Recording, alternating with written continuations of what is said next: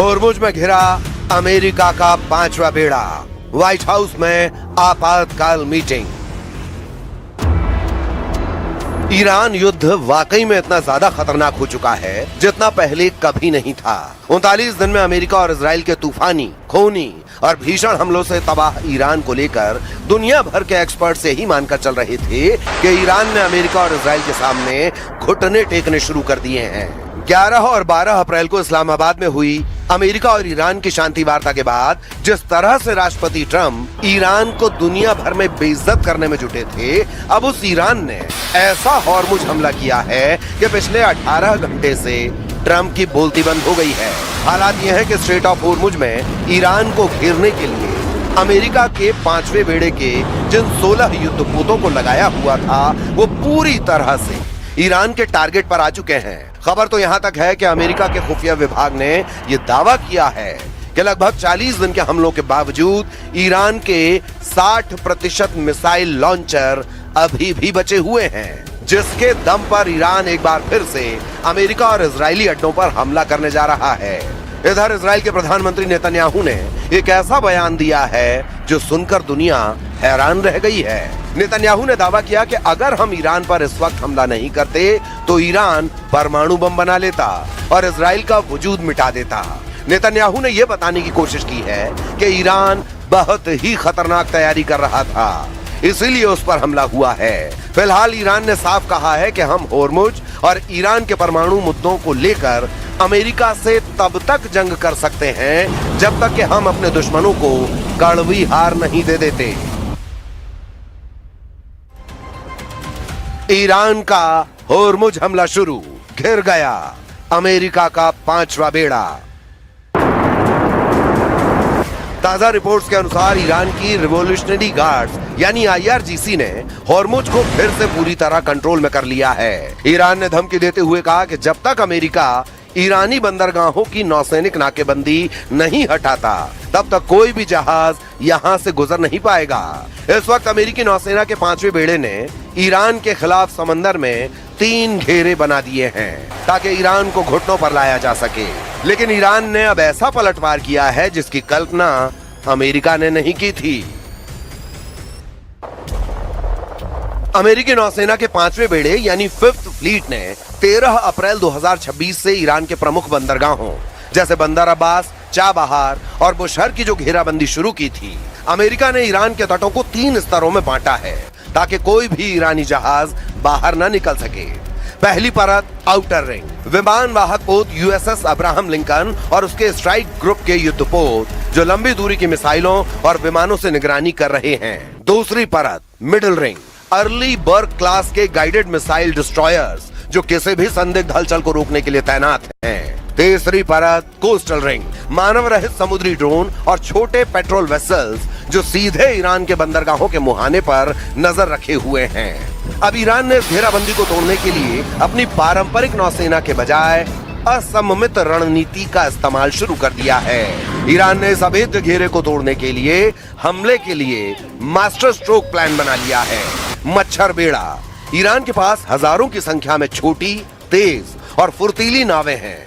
ये नावें रडार की पकड़ में नहीं आती और चट्टानी गुफाओं में छिपी रहती हैं। ये एक साथ झुंड में हमला करके अमेरिकी युद्धपोतों को उलझाने की ताकत रखती हैं। कामिकेज और मरीन ड्रोन्स, ईरान ने शाहिद जैसे आत्मघाती ड्रोन्स और पानी के नीचे चलने वाले मरीन ड्रोन्स का इस्तेमाल शुरू किया है जो सीधे युद्धपोतों के सबसे कमजोर हिस्से जैसे प्रोपेलर या हल से टकराकर उन्हें नुकसान पहुंचा सकते हैं। क्रूज और बैलिस्टिक मिसाइलें, खुफिया रिपोर्टों ISW के मुताबिक ईरान ने हाल ही में अपने मिसाइल साल्वों में क्रूज मिसाइलों की संख्या बढ़ाई है।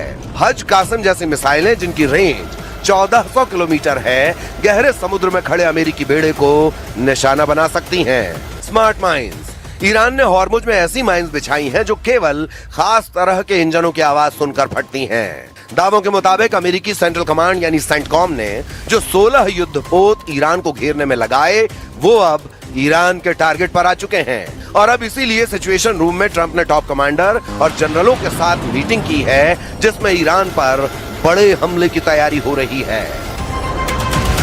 60% मिसाइल लॉन्चर से हमले को तैयार ईरान। بدون شک اصلا نفذ مذاکره مال این است که خلاصه طرفین به یک تفاهمی برسن، ولی ما در حقیقت اون چیزی که برای ما اصل بوده این بوده که این بی‌اعتمادی همون نکته‌ای که اشاره کردم، ما حسن نیت داریم. ईरान की नई धमकियों से साबित हो चुका है कि वो ट्रंप की बेतुकी शर्तों और दबाव के खिलाफ अब जंग को आखिरी विकल्प मानकर चल रहे हैं। इसीलिए अब दावे होने लगे हैं कि 20 अप्रैल को पाकिस्तान के इस्लामाबाद में होने वाली अमेरिका ईरान की मीटिंग कैंसिल हो चुकी है। ये मीटिंग ऐसे वक्त कैंसिल हुई जबकि सीज फायर की डेडलाइन 22 अप्रैल को खत्म हो रही है। अब सवाल उठता है कि ईरान बातचीत के बजाय बारूद से फैसला करने पर उतारू क्यों है।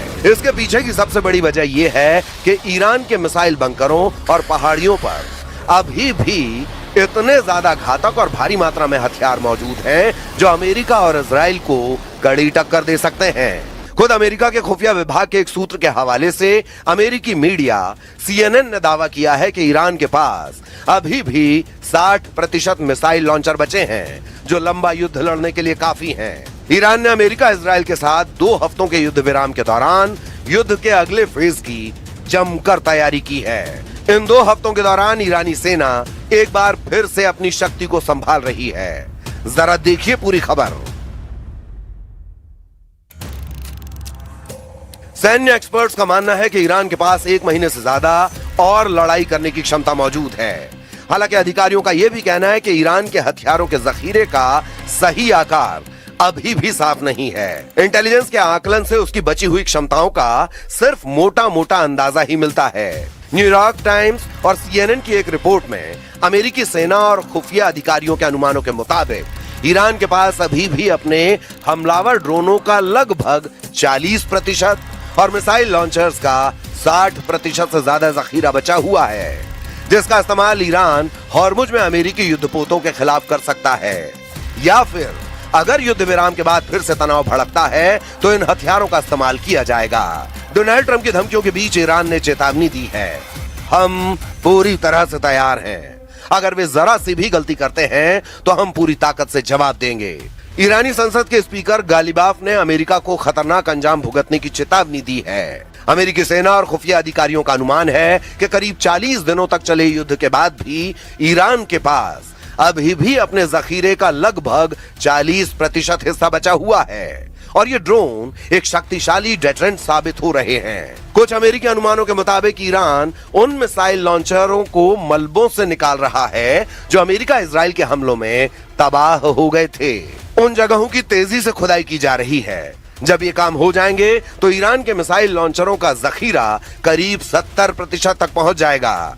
यानी युद्ध से पहले ईरान के पास जितने मिसाइल लॉन्चर थे उसका 70% हिस्सा उसके पास 40 दिनों के युद्ध के बाद भी रहेगा। ईरान के पास मिसाइलों की भी काफी क्षमताएं अभी भी मौजूद हैं। संघर्ष विराम के समय उसने लगभग 100 ऐसे सिस्टम बरामद किए जिन्हें गुफाओं और बंकरों में छिपा कर रखा गया था, जिससे उसके चालू लॉन्चरों की संख्या बढ़कर युद्ध पूर्व के स्तर लगभग 60% तक पहुंच गई है। रूस के पूर्व राष्ट्रपति और देश की सुरक्षा परिषद के उपाध्यक्ष दिमित्री मेदवेदेव ने पिछले हफ्ते सोशल मीडिया पर लिखा, ये साफ नहीं है कि वॉशिंगटन और तेहरान के बीच का संघर्ष विराम किस तरह आगे बढ़ेगा, लेकिन एक बात तय है, ईरान ने अपने परमाणु हथियारों का परीक्षण कर लिया है। इसे हॉर्मुज स्टेट कहा जाता है। इसकी क्षमता असीमित है।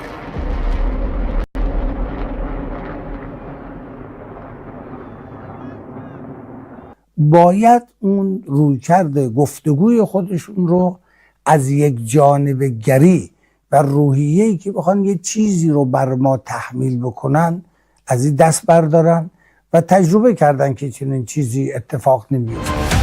हॉर्मुज में लंबी जंग को तैयार ईरान, चीनी सैटेलाइट निशाना अमेरिकी अड्डे। जब से अमेरिका ने चारों तरफ से हॉर्मुज की नाकेबंदी की है उसके बाद से ईरान ने रूस और चीन के साथ मिलकर ऐसी जंग की तैयारी कर ली है जो अमेरिका के लिए मौत का भंवर साबित हो सकता है। अमेरिका के साथ जंग में ईरान ने जितना खेला किया है उसमें चीनी सैटेलाइट का एक बहुत बड़ा हाथ सामने आया है। ईरान ने मौजूदा जंग के दौरान पूरे मिडिल ईस्ट में अमेरिका के सैन्य ठिकानों की पोजीशन को ट्रैक करने के लिए चीन के बने एक सैटेलाइट का इस्तेमाल किया है और इसे उसने पिछले साल चुपके से हासिल किया था।